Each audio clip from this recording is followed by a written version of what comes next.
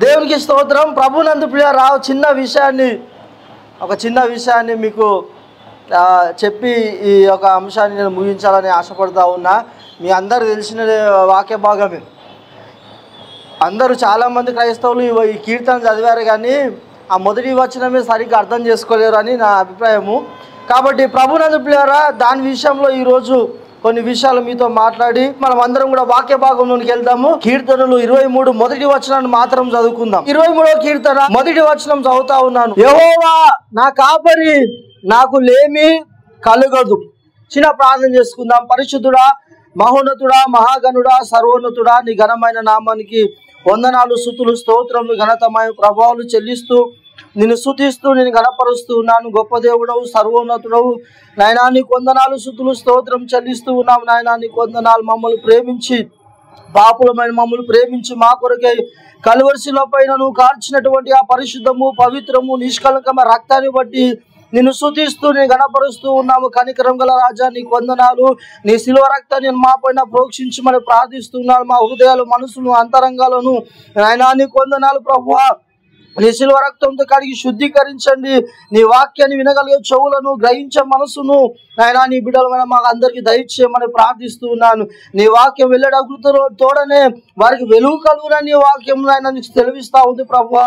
ఏ బిడ్డలో అయితే నాయన నీకు వందనాలు. ఇదిగో నీకు నిరాశ, నిస్పృహ నాయనా, దుఃఖం, బాధ, వేదన, అయా భవిష్యత్తు గురించినటువంటి చింత కలిగి ఉన్నారు ప్రభువా. నీకు వందనాలు. వారందరూ బట్టి కూడా నేను స్తుతిస్తూ ఉన్నాను. నాయన దయపాలించి ఈ దుమ్ముని, ధూళి, మట్టి వాడిని, ఒట్టి వాడిని, బలహీనుని కనికరించి నీ బలమైన ఆత్మతో నన్ను నింపి నా నోటి నీ వాక్కు నుంచి ప్రభువా నీ పరిశుద్ధాత్మ యొక్క తైలము చేత అభిషేకించి వాక్యం ద్వారా కూడిన ప్రజలందరితో నువ్వు మాట్లాడిన ఆయన నీ నామానికి ఘనతమయ ప్రభావాలు చెల్లించుకొని మయ పొందుమని యేసుక్రీస్తు మా పరిశుద్ధ నామములో ప్రార్థిస్తున్నాను పరమ తండ్రి, ఆమేన్.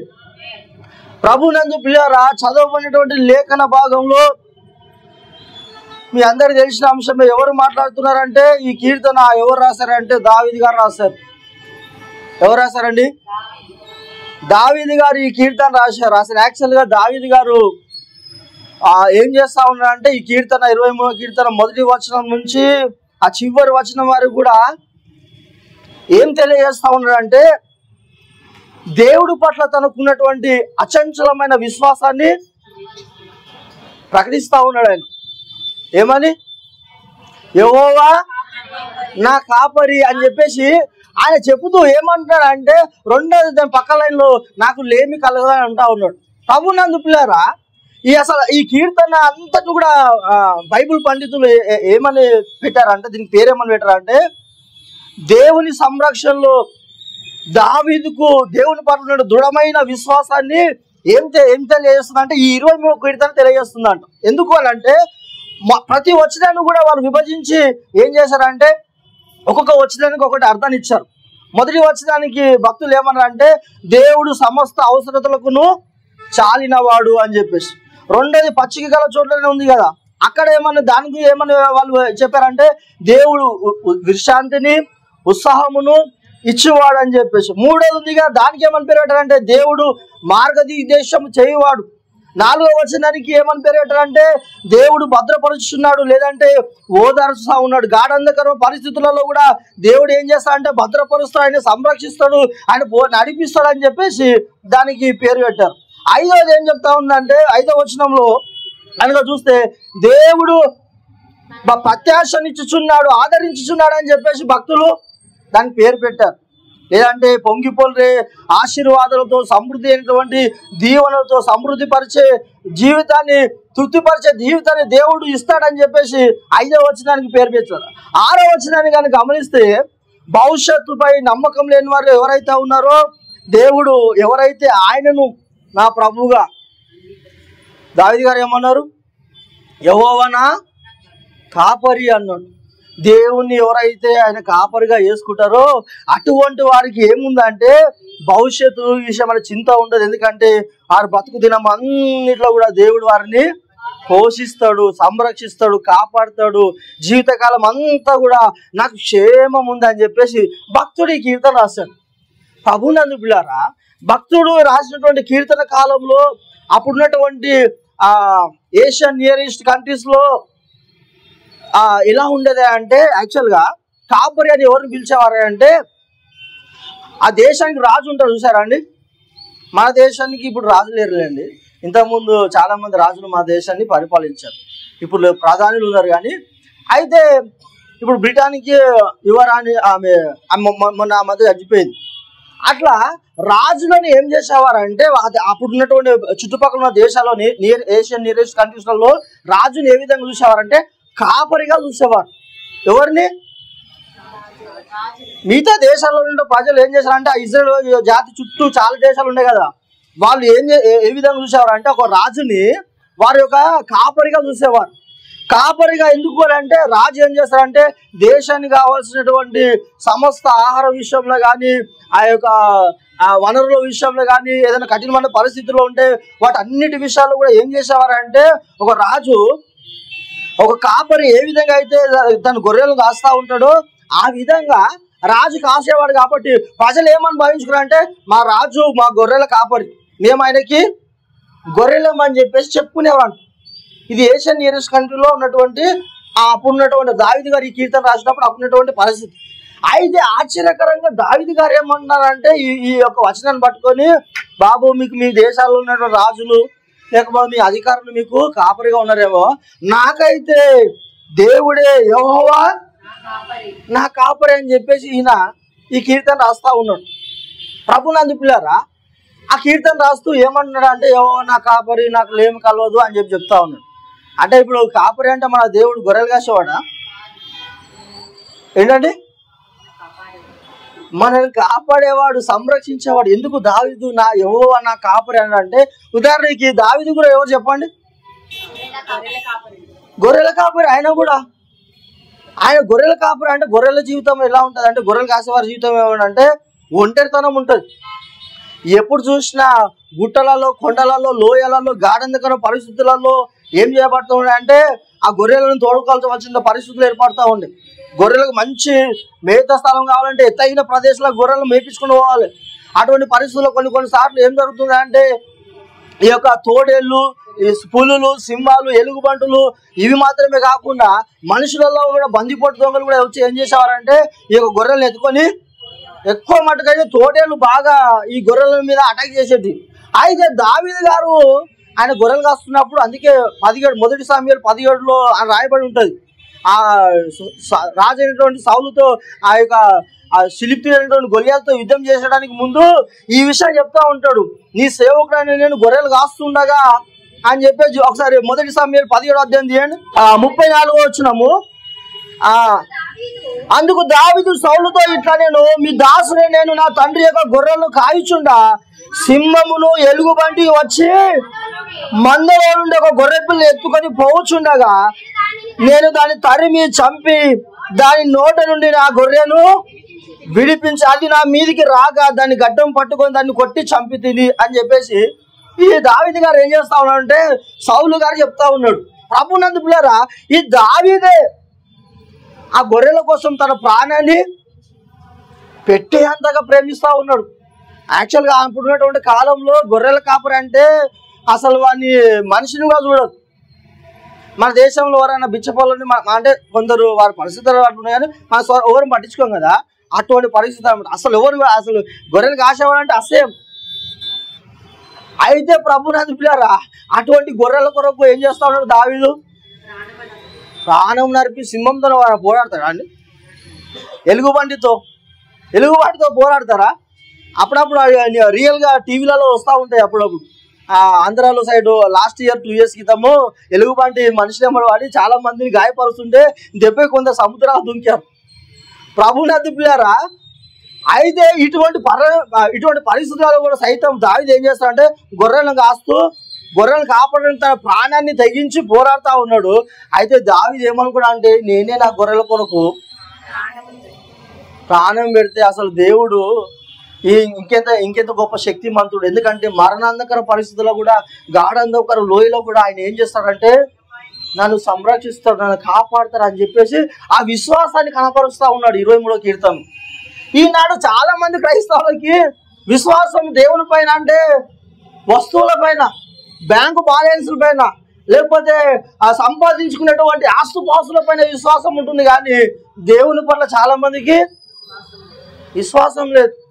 మా సహోదరుడు ఒకడు ఉన్నాడు, ఈయనే మా మణికొండలో, ఇప్పుడు ఇక్కడ లేడు. కొన్ని అనివార్య పరిస్థితులు బట్టి ఆమెకు తెలుసు, ఆమె మా చిన్నమ్మ కొడుకు. అయితే విష్ణుగారు వాళ్ళ తమ్ముడు. అయితే ఆయన ఏం చేశాడంటే నాకు ఫోన్ చేసేవాడు. ఫోన్ చేసి, అన్న దేవుని 2 కోట్లు అడుగుతున్నా అన్న. ఎన్ని అడుగుతున్నా? కోట్లు అంటే వేసుకునే కోట్లు కాదు, డబ్బులు. 2 కోట్ల రూపాయలు నేను దేవుని అడుగుతున్నా అంటే, ఎందుకురా అంటే 2 కోట్లు దేవుడు ఇచ్చాడు అనుకోనా, మంచిగా బిల్డింగ్ కట్టుకోవచ్చు, మంచి కారు కొనుక్కోవచ్చు, ఇక ఏం డ్యూటీ అవసరం లేదు, మంచిగా తిని ఉండొచ్చు కదన్నా అని చెప్పేసి వాని యొక్క ఉద్దేశం. అయితే దేవుని బాగా అడుగుతూ ఉన్నాడంట. దేవుడు ఏం చేశాడంటే, ఒక రోజు కల్లో వానికి 1 కోటి రూపాయలు ఇచ్చాడట. ఎన్ని ఇచ్చాడండి? 1 కోటి రూపాయలు ఇచ్చాడంట. అయితే నన్ను తెల్లని ఫోన్ చేశాడు, అన్న నేను దేవుడు 2 కోట్లు ఆడితే 1 కోటి ఇచ్చాడన్న, ఇంకో 1 కోటి ఇస్తలేడు అన్న, నన్ను అట్లనే చూస్తున్నా అన్నాడు అని చెప్పాను.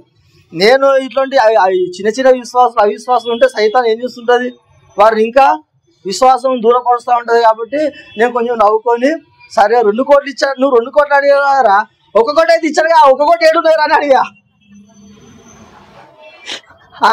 2 కోట్లు ఆడితే 1 కోటి ఇచ్చాడు కదా, మరి 1 కోటి ఎదురా అంటే అది కల్లో ఇచ్చాడా అంటాను. బుద్ధిహీనుడా, అది కాదు. బైబుల్ గ్రంథం ఏం చెప్తుందంటే, ధనవంతులకు అపేక్షించేవారు మనని నానా విధమైన శోధనలో ఊరులో పడి విశ్వాసం భ్రష్టులు అవుతారన్నారు. దాని మీద కాదు నీ విశ్వాసము, దేవుని పైన పెట్టాలి. మనకి ఏ దినానికి మనకు కావాల్సిన దిన ఆహారం నేడు మీకు దయచేస్తానని చెప్పి బైబిల్ గ్రంథం సెలవిస్తూ ఉంది. ఈనాడు చాలా మంది క్రైస్తవులు కూడా ఏం చేస్తూ ఉంటారు అంటే, ప్రభువా నాకు బాగా ధనమి, నాకు విస్తారమైన ఆశీర్వాదాలు, నాకు విస్తారమైనటువంటి దీవెనలు, ఎన్నడూ తరిగిపోయినటువంటి సంపదని అని చెప్పేసి దేవుని మీద కాకుండా దేనిపైన దృష్టి పెడుతున్నారు? లోకాశల మీద, ధనం మీద, ఐశ్వర్యం మీద, లోక ఘనతల మీద దృష్టి పెడతా ఉన్నారు. ఈనాడు చాలా మంది క్రైస్తవులు అలాగే ఉన్నారు. దేవుడు లేకున్నా పర్వాలేదు, కానీ దేవుని ఆశీర్వాదాలు. ఈరోజు ప్రసంగం, దీని టైటిల్ ప్రసంగాంశం కూడా అదే, దేవుడు లేని ఆశీర్వాదం. ఏం ఆశీర్వాదాలు? ఈరోజు ప్రసంగాంశం ఇది బాగా మీ మనసులో నాటుకొని పెట్టుకోండి. దేవుడు లేని ఆశీర్వాదం. దేవుడు వద్దు, కానీ దేవుడిచ్చే ఆశీర్వాదాలు, దేవుడిచ్చే దీవెనలు, ఆ దేవుడిచ్చే స్వస్థత, వీళ్ళు మాత్రం దేవునికి సంపూర్ణ సమర్పణ కలిగి, భక్తి కలిగి, యథార్థత కలిగి, ఎటువంటి పరిస్థితుల్లో అయినా యోబులాగా దేవుని కొరకు ఎదురు చూసేటటువంటి భక్తి జీవితం మాత్రం చేయరు. కష్టాలు వచ్చినప్పుడు మాత్రమే ఏసయ్యా అని ఏడుస్తూ ఉంటారు. ఇంత ఏడుస్తారో వారు చూస్తే, అమ్మో ఎంత పెద్ద ప్రార్థన పర్రాలు ఆయన అనుకోవాలి. కష్టాలు వచ్చినప్పుడు, రోగాలు వచ్చినప్పుడు, మరి నీకు ఆరోగ్యం బాగున్నప్పుడు అలాగే వచ్చి దేవుని ప్రార్థించావా? వారి కుటుంబ జీవితంలో ఎవరైనా కఠినమైన పరిస్థితులు వచ్చినప్పుడు మాత్రం ఏసయ్య దగ్గరకు వచ్చి, ఆయన కొట్టాడయ్యా, ఆయన భార్య కొట్టిందయ్యా అని చెప్పేసి, నాకు తీరే రోగం వచ్చింది ప్రభు అని చెప్పేసి ప్రార్థన చేస్తారు. ఆరోగ్యం ఉన్నప్పుడు, ప్రభు నాకు ఇచ్చిన మంచి ఆరోగ్యాన్ని బట్టి నీకు వందనాలు ప్రభు అని స్తుతించేవారుగా ఉన్నారండి ఈరోజు. చాలా మటుకైతే చాలా మంది క్రైస్తవులు ఎలా తయారయ్యారంటే, ఆశీర్వాదాలే కావాలి, దేవుడు మాత్రం వద్దు. దేవునికి నీ జీవితాన్ని మాత్రం సమర్పించుకో. దావీదు గారు అంటా ఉన్నారు, యెహోవా నా కాపరి అన్నాడు. యెహోవా నా కాపరి ఎప్పుడు ఈ కీర్తన రాశాడు అంటే, గొర్రెలు కాసుకునే సమయంలో దావీదు గారు ఒంటరిగా ఉన్నటువంటి పరిస్థితుల్లో ఉన్నప్పుడు ఈ కీర్తన రాసుకున్నాడని. ఆ కీర్తన రాసుకొని దేవుని ఏం చేస్తా ఉన్నాడంటే, స్తుతిస్తూ ఆరాధిస్తూ ఉంటే, ఆ దేవాది దేవుడు ఏం చేశాడంటే 78వ కీర్తన చేయడం ఒకసారి. ఆ 70 నుంచి చదవండి. 70 నుంచి, తన దాసుని దావీదుని కోరుకొని గొర్రెల దొడ్డిలో నుండి అతన్ని విడిపించను, పాడి గొర్రెలను వెంబడించడం మాన్పించి తన ప్రజలైన యాకోబును, తన శాస్త్రమైన ఇజ్రాయేలును మేపుటకై ఆయనను అతన్ని. అంటే దావీదు ఏం చేస్తా ఉన్నాడంటే, గొర్రెలు కాసుకునేటువంటి పరిస్థితుల్లో సమాజం కూడా, సొంత కుటుంబం కూడా ఆయన పట్టించుకునేటువంటి స్థితిలో ఉన్నప్పటికీ, దావీదు మాత్రం ఏమున్నా లేకున్నా దేవుడు నాకు ఇచ్చినటువంటి ఆయుష్ను బట్టి, ఆరోగ్యాన్ని బట్టి చాలు, నేను దేవుని స్తుతిస్తా, నాకు దేవుడు ఈ బాధ్యతని ఇచ్చాడు, ఈ గొర్రెలను నేను నమ్మకస్తున్నాయి, ఈ పరిపాలన చేయాలి, వీటన్నిటిని కూడా చక్కగా నేను ఏనాలి మేపాలని చెప్పేసి ఆ గొర్రెల విషయంలో నమ్మకం ఉంటే దేవుడు ఏం చేశాడంటే దావీదు యొక్క నమ్మకత్వాన్ని చూశాడు, దావీదు యొక్క విశ్వాసాన్ని చూశాడు.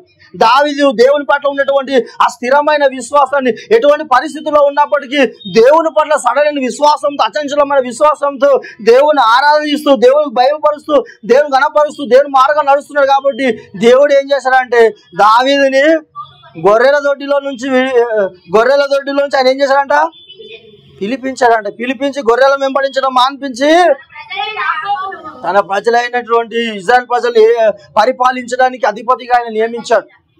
ప్రభువునందు పిల్లారా, అటువంటి విశ్వాసం మనకు ఉండాలి. చాలా మంది కొత్త నిబంధనలు సమయం లేదు కాబట్టి కొత్త నిబంధనలు మీరు 2వ అధ్యాయం యోహాను సువార్త 2వ అధ్యాయం 24 వచనం కనుక చూస్తే చాలా మంది ఎలా ఉంటారంటే యేసయ్య వద్దు. 2వ అధ్యాయం 24 వచనం, అయితే యేసు అందరినీ ఎరిగిన వాడు కనుక ఆయన తన్ను వారి వశమున చేసుకొనలేదు అని చెప్తా ఉన్నారు. అంటే కొందరు ఏం చేస్తా ఉన్నారు అంటే యేసయ్య దగ్గరికి ఎందుకు వస్తున్నారంటే నిజంగా యేసు పట్ల విశ్వాసం ఉంచడానికి, యేసయ్యను వెంబడించడానికి, యేసయ్య దేవుడు నా రక్షకుడు నా ప్రభువు, ఈ బ్రతుకుని ఇది మొదలుకొని యేసయ్య కొరకు జీవిస్తా అని చెప్పుకొని అట్లా చెప్పి దేవుని కొరకు జీవించడానికి రావట్లేదు. చాలా మంది దేనికోసం వచ్చారంటే యేసయ్య విస్తారమైన అద్భుతాలు చేస్తా ఉన్నాడు. 5 రొట్టెలను 2 చేపలను 5,000 మంది కేవలం పురుషులు మాత్రమే వాళ్ళు. ఇంకా ఆడ మళ్ళా ఇక స్త్రీలు ఉన్నారు, ఇంకా చిన్నపిల్లలు ఉన్నారు, వారిని లెక్క పెట్టలేదు. అట్లా 5,000 మందికి పంచిపెట్టారంట. అట్లా 2 సార్లు చేశాడు. కాబట్టి ప్రభువు అమ్మో ఇన్ని అద్భుతాలు చేస్తున్నాడు కదా, అసలే మనం ఇంట్లో ఎందుకు వండుకోవాలి. మనలు కూడా చాలా మంది, మీరు నన్ను తప్పుగా ఉంటే క్షమించండి, పాపం ఎవరైనా కష్టంలో ఉన్నప్పుడు, వారి ఇంట్లో ఆ రోగం ఉన్నప్పుడు, వ్యాధి ఉన్నప్పుడు, అట్లాంటి వాళ్ళ ఇంట్లో ప్రార్థన కూటం పెట్టినప్పుడు ఏం చేయాలి, మనం అందరం వెళ్ళాలి. అట్లాంటి దానికి రారే. అదే మీరు ఏదైనా ఫంక్షన్ చేయండి, ఫంక్షన్ చేసేదానికి ఉందనుకోండి, ఇంటి దాకా ఓపెన్ చేసారు, పెళ్ళి అయింది, లేకపోతే ఇంకోటి ఏదో ఆఫ్ చేసారు, అలా మంచిగా ఫీజులు దొరుకుతాయి. ఫీజులు దొరికాయి అంటే అప్పుడు అది మంచి పద్ధతి కాదు. ప్రభువునందు పిల్లారా, బైబిల్ గ్రంథంలో యేసయ్య అద్భుతాలు చేస్తూ ఉంటే ప్రజలు ఏం చేస్తారంటే 6వ అధ్యాయం 26వ వచనంలో అక్కడ ప్రజలు వచ్చి ఏం చేస్తారంటే యేసు మీరు చూచడం వలన కాదు కానీ రొట్టెలు భుజించి తృప్తి పొందడం వలననే నన్ను వెతుకుచున్నారని నీతో నిశ్చయముగా. అంటే ఇప్పుడు సాక్షాత్ ఇక్కడ ఈ మాట ఎవరు చెప్తా ఉన్నారు? యేసయ్య చెప్తా ఉన్నాడు. అరే బాబు, మీరు నిజంగా దేవుని పట్ల, దేవుని వాక్యం పట్ల, పరలోక రాజ్యం పట్ల మీకు విశ్వాసం కానీ భక్తి కానీ లేదు. మీరు ఎందుకు నన్ను వెంబడిస్తున్నారంటే సూచక్రియలు అద్భుతాల కోసం కాదు, మీరు రొట్టెల కొరకే. అంటే ఈ భౌతిక సంబంధం వాటి కొరకే. ఏమి తిందుమా, ఏమి తాగుదుమా, ఏమి ధరించుకుందామా అని చెప్పేసి వీటి కొరకే చాలా మంది దేవుని దగ్గరకు వచ్చే వాళ్ళు ఉన్నారు. అటువంటి వారి విశ్వాసాన్ని దేవుడు లక్ష్య పెట్టాడు. సుమా, ఈ వాక్య భాగాన్ని అందుకే రాసి పెట్టాడు ఆయన.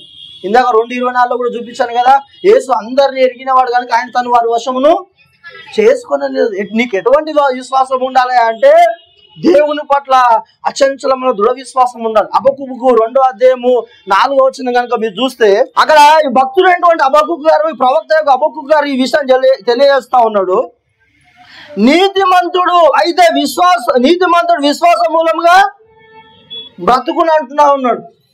ప్రభునందు పిల్లారా, నీకు ఎటువంటి విశ్వాసం ఉండాలి? కష్టాలు వచ్చినప్పుడు బ్యాంక్ బ్యాలెన్స్ ఉంటే చాలు, లేకపోతే మనం బాగా ఆదరించే వారు ఉంటే చాలు, ఒక ఎమ్మెల్యేనో ఎంపీఓ ఉంటే చాలు మనకి.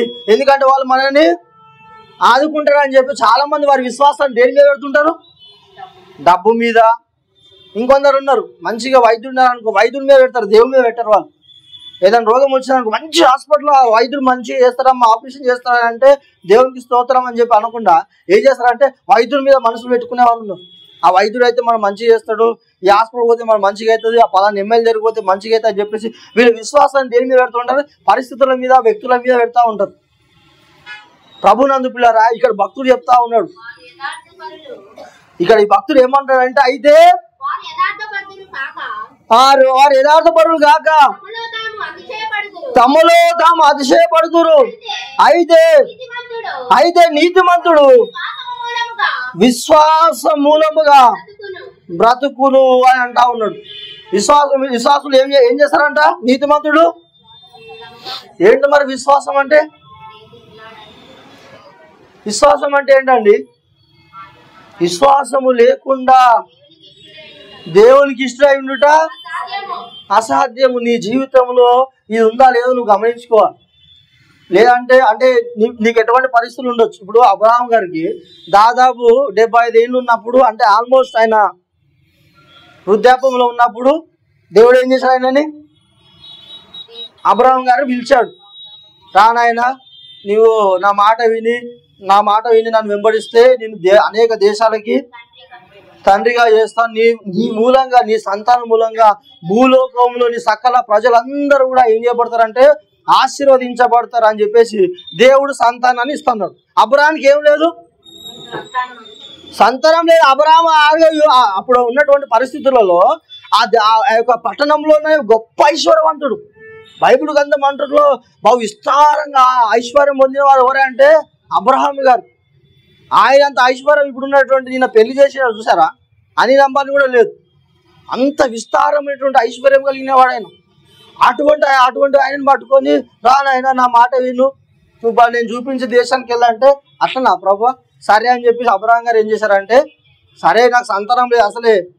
ఇప్పుడు చూడండి లోకం కూడా ఏం చేస్తుందండి, నువ్వు ఎన్ని అన్నా సంపాదించి కానీ సంతానం లేదనుకోండి దాన్ని అడుగుతారు.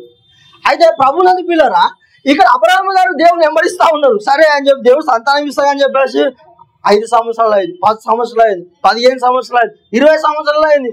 దేవుడు వచ్చి నానా సందర్భంలో మాట్లాడుతూ ఉన్నాడు, కానీ అబ్రహాంకి మాత్రం దేవుడు సంతానాన్ని ఇవ్వలేదు. అందుకే ఒకసారి ఏం చేశారంటే అబ్రహాం గారు, దేవుడు వచ్చి అబ్రహాము నా సన్నిధిలో నడుచు నిందారహితమును నేను అత్యధికంగా ఆశీర్వదించానంటే అబ్రహాం గారు ఏమంటారంటే, ప్రభువుకు యెహోవా నువ్వు నాకేమి ఇస్తావు, నాకేమి, నేను సంతానం లేకుండా చచ్చిపోతున్నా, నేను ఏం కావాలి నాకు అసలు, విస్తారమైన ఐశ్వర్యం నాకెందుకు, అవన్నీ రేపు ఉంటాయా నీకు, నాకు సంతానమే లేదు అసలు, సంతానం లేకుండా చచ్చిపోతున్నా, నువ్వు ఐశ్వర్యం ఇస్తా ఇంకా అభివృద్ధి పరుస్తా నాకెందుకు, అవన్నీ కూడా ఎవరికైతాయి రేపు, నా దాసునికి అవుతాయి, దమస్కుడు అయిన ఎలియాజర్కి అవుతాయి, నేను అనుభవిస్తాను. అసలు నేను కోరుతుంది ఏంటి, సంతానం కోరుతా ఉన్నా, నాకు సంతానం ఇవ్వకుండా నేను అవి ఇస్తా ఐశ్వర్యం ఇస్తా అంటే నాకెందుకు ప్రభు అని చెప్పేసి దేవుని దగ్గర నిట్టూర్పించాడని, దేవుని దగ్గర నవ్వాడు ఆయన. అసలు అబ్రహాం గారు శారా కంటే ముందు అబ్రహాం నవ్వాడు. అబ్రహాం గారు నవ్వి సాగిల పడి ఏసై పాదాలు పట్టుకొని దేవుని పాదాలు పట్టుకొని 100 ఏళ్ళ వానికి సంతానం కలుగునా అని చెప్పేసి ఫస్ట్ నవ్వింది ఎవరంటే అబ్రహాం గారే నవ్వాడు. అయితే ప్రభునందు పిల్లలు అటువంటి పరిస్థితుల్లో కూడా అబ్రహాం గారు కూడా ఏం చేశారంటే మళ్ళా విశ్వాసం ద్వారా బలం పొంది దేవుడు మృతులను సైతము సజీవంగా లేపగల శక్తిమంతుడు అని చెప్పేసి మృతతూలమైపోయినటువంటి తన శరీరం అంతా కూడా క్షీణించి ఇంకా ఏ మాత్రం కూడా పిల్లలు కనడానికి అవకాశం లేనటువంటి శారా ఉంది, ఇటు అబ్రహాం గారు ఉన్నారు.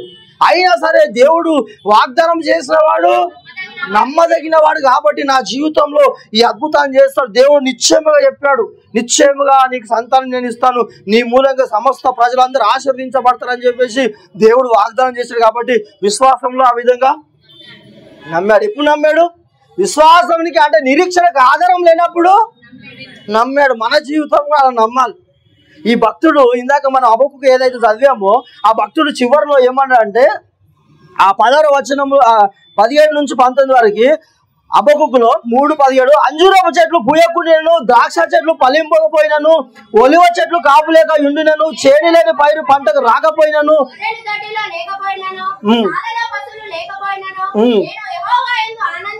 చూడండి ఏమున్నా లేకున్నా ఏం చేస్తారంటే ఇలా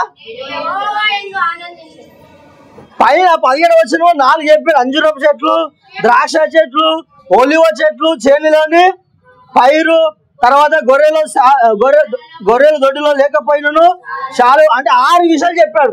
ఈ 6 విషయాలు అప్పట్లో ఒక వ్యక్తి దీవించబడడానికి ఆశీర్వదించబడడానికి ఏం అవసరం అంటే ఈ 6 కావాలి. ఇప్పుడు బతకడానికి ఉద్యోగం ఎట్లా అవసరమో అప్పుడు జీవిస్తున్నటువంటి సమాజంలో ఈ 6 మీద ఆధారపడి జీవించేవారు. వ్యవసాయమే అప్పుడు, ఇప్పుడున్న టెక్నాలజీ అప్పుడు లేదు. అర్థమవుతుందండి. ఇప్పుడున్న ఐఫోన్ కనుక అప్పుడున్న కాలం తీసుకుని ఇచ్చామనుకో, ఏంటి ఇది అని చూస్తారు వాళ్ళు. ప్రభుని అందుకున్నారా? అయితే అటువంటి పరిస్థితుల్లో అవన్నీ ఒక వ్యక్తి బతకడానికి 6 బతికేవారు. ఒకళ్ళేమో గానుగలు వేసేవారు, గొర్రెలు మేపుకొని బతికే. అందుకే అప్పుడున్న కాలంలో దేన్ని బాగా వెండికి బంగారాన్ని అంటే దేన్ని ఐశ్వర్యంగా భావించేవారు అంటే పశువులను, గొర్రెలను, అతనికి ఉన్నటువంటి ఆ పశు సంపదను, అదేవిధంగా అతనికి ఉన్న ఆస్తిపాస్తులను చూసి, ఆ పొలాలను వాటిని చూసి పెంచేవారు అన్నమాట. అయితే ఈయనేమంటాడంటే అవన్నీ లేకుండా పర్వాలేదు, అవన్నీ లేకుండా పర్వాలేదు కానీ ఏం చేస్తాడంటే యెహోవా యందు ఆనందించే. అది విశ్వాసం అని. ఏమున్నా లేకున్నా ఎటువంటి పరిస్థితుల్లో ఉన్నా నా దేవుడు నాకు ఉన్నాడు చాలు. దావీదు గారు అన్నాడుగా, యెహోవా నా కాపరి అన్నాడు. ఇక్కడ ఈ భక్తుడు అంటున్నాడు, యెహోవా యందు నేను ఆనందించేదను, నా రక్షణకర్త అయిన నా దేవుని యందు నేను సంతోషించేదను. ప్రభువుకి యెహోవాయే నాకు బలము, ఆయన నా కాళ్ళను లేడి కాలవలే ఉన్నత స్థలముల మీద ఆయన నన్ను నడవచ్చాడు. ఇప్పుడు చూడండి, జాగ్రత్త వినండి. విశ్వాసము అంటే దేవునినే గురిగా చేసుకొని దేవునిలో దేవుని కొరకు దేవుని ప్రతిబింబిస్తూ జీవించడమే విశ్వాసం. ఆయన అదే చేస్తూ ఉన్నాడు అక్కడ. అవన్నీ లేకున్నా పర్వాలేదు. ఈ లోకము దేనిని బట్టి బతుకుతాయో వాటి ఉంటేనే బతుకుతారు వాళ్ళు. ఆ కుటుంబం నడవాలన్నా, వారి పోషణ నడవాలన్నా, వారి జీవనం కొనసాగాలన్నా అవన్నీ ఉండాలి. అవి లేకున్నా పర్వాలేదు. నేను మాత్రం ఏం చేస్తానంటే యెహోవా యందు ఆనందిస్తాను, రక్షణ దేవుని యందు నేను సంతోషిస్తాను. ఎందుకంటే నా దేవుడు నాకు బలాన్ని అనుగ్రహించేవాడు, బలం ఇచ్చేవాడు, ఉన్నతమైన స్థలంలో ఎక్కించేవాడు అని చెప్పేసి ఈ భక్తుడు దేవుని మీద విశ్వాసమును ప్రకటిస్తూ ఉన్నాడు. మన జీవితంలో ప్రభునందు పిల్లరా, వస్తు సామాగ్రి పైన కాదు, బండ్ల పైననో, ఇల్లు పైననో, బిల్డింగ్ల పైననో, బ్యాంకు బ్యాలెన్స్ పైన, ధనం పైననో, ఐశ్వర్యం పైననో, వీటి మీద కాదు మన విశ్వాసం. మనం పెట్టాల్సినటువంటి విశ్వాసం, స్థిరమైన విశ్వాసం ఎవరి మీద అంటే దేవుని మీద. అటువంటి వారికి ఆ కీర్తనలో ఇంకోటి ఇక్కడ దావీదు గారు చెప్పినటువంటి మొదటి వచనంలోనే యెహోవా అన్నాడు, రెండోది ఏమన్నాడు, నా కాపరి అన్నాడు. ఏమన్నాడు, నా కాపరి. ఎందుకంటే ఈయన కూడా ఒకప్పుడు కాపరిగా ఉండే. కాపరి బాధ్యత ఏంటంటే గొర్రెలను చక్కగా కాయాలి, మేపాలి, సంరక్షించాలి.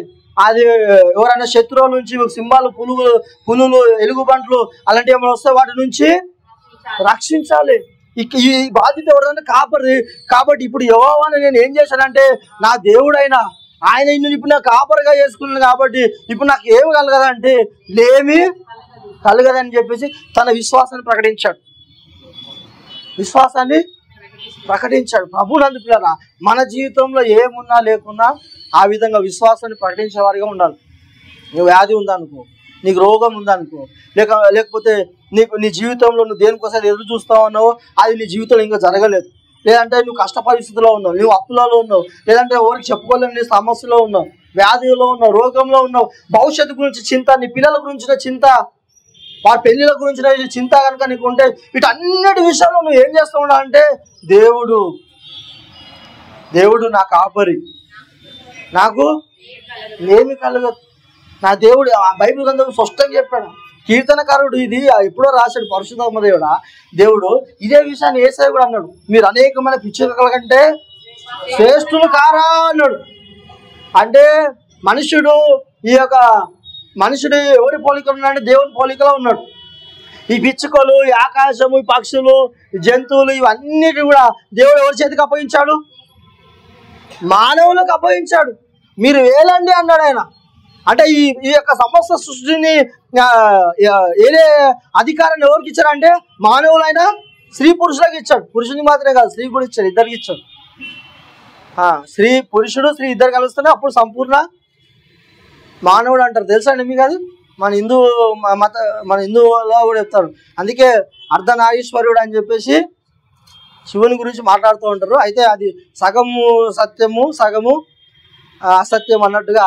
అంటే సంపూర్ణ మానవుడు ఎప్పుడైతే స్త్రీ పురుషులు ఇద్దరు, ఒక పురుషుడు సంపూర్ణ మానవుడు ఎప్పుడవుతాడంటే ఆయన భార్యని ఆ ఇద్దరు కలిసినప్పుడు అని చెప్పేసి అయితే ప్రభునందు వీళ్ళిద్దరు ఏలాలని చెప్పి దేవుడు అన్నాడు. అయితే ఈ సమస్త సృష్టి అంతటి కూడా ఎవరయ్యా మహిమకరణం అంటే పురుషుడు. అటువంటి పిచ్చుకలు సైతం దేవుడు ఏం చేస్తున్నాడు అంటే అవి కష్టపడవు, ఉడకవు, అవి కొట్టల్లో కూర్చుకొనవు, వాటికి సైతం దేవుడు ఏం చేస్తున్నాడు, పోషిస్తున్నాడు. కాబట్టి అల్ప విశ్వాసులారా మీకు మరింత నిశ్చయముగా మీకు ఏం చేస్తాడు ఆయన, అన్నపాన వస్త్రం మీకు ఇచ్చును కదా అన్నాడు ఆయన. యేసయ్య అన్నాడు, మత్తయి సువార్తలో అన్నాడు 6:26 చదవండి ఒకసారి. ఆకాశ పక్షులను చూడుడి, ఆ విత్తవు కోయవు, కోట్లలో కూర్చుకొనవు, అయినను మీ పరలోకపు తండ్రి వాటిని పోషించుచున్నాడు. మీరు వారి కంటే బహుశ్రేష్ఠులు కారా. చాలు, ఇప్పుడు 30 చదువు.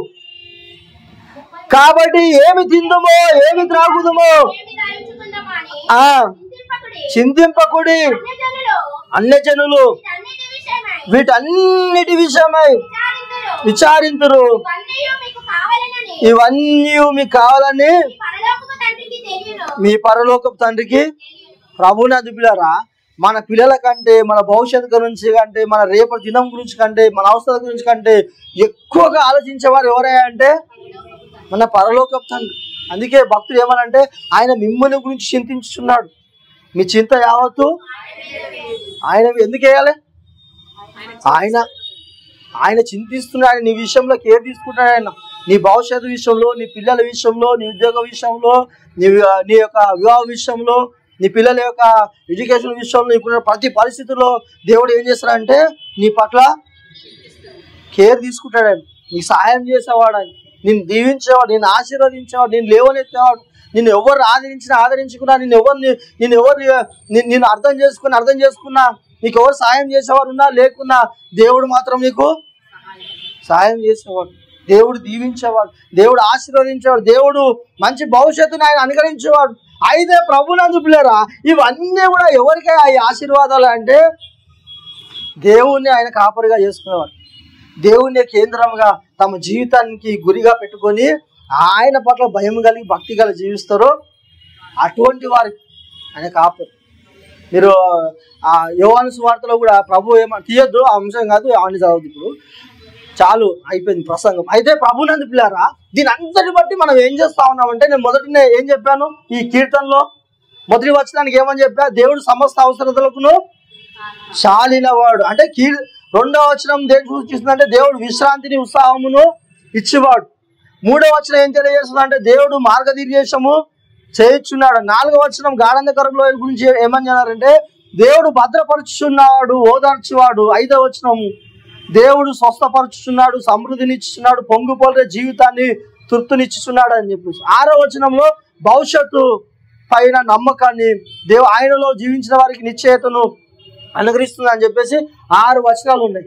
ఈ విధమైనటువంటి నిశ్చయత నీ జీవితంలో నీకు కూడా ఎప్పుడు కలుగుతుంది అంటే నీ కాపరిగా ఆయన చేసుకున్నప్పుడు, నీ జీవితాన్ని ఆయనకు అప్పగించినప్పుడు, ఆయన ఒక మార్గంలో జీవించినప్పుడు.